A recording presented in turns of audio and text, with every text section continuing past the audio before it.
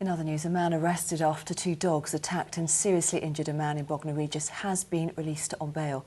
Two Rottweilers were shot dead by police shortly after they attacked a man in his 70s on Lewis Close on Friday, leaving him in a life-threatening condition. A 29-year-old man was arrested on suspicion of being in charge of a dog dangerously out of control. Well, at this time, we don't know the details of why the Rottweilers have attacked this elderly gentleman. It can be for a number of reasons.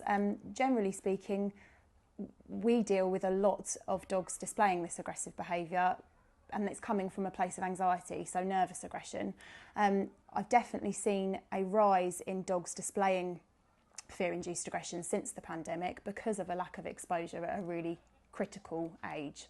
And so, of course, the anxiety is worse, and generally in human nature, if you see a dog barking at you and you are a dog lover on the street, you want to approach them. You know, I love dogs, I'm going to come and give you a cuddle, but of course all that's doing, if they are anxious, is it's furthering the anxiety, and the dog ultimately will up the ante to a bite to get you to back off. So it's really a case of educating people on how to read a dog's body language so that they are not furthering any anxiety for the dog to up the ante to that bite. A really obvious sign is if a dog's barking at you. Generally that means they're uncomfortable with your presence.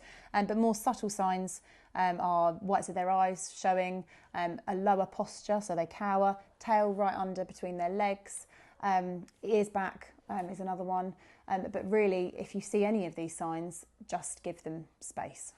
At Best Behaviour School for Dogs, we're trying really hard to get out into the community, educate children, so we're going into schools, doing clubs, extracurricular clubs, to raise awareness on how important it is to educate your children on how to behave around dogs, but also raising awareness to adults on how important it is to read those body language, triggers, and make sure that behaviour isn't furthered to a bite.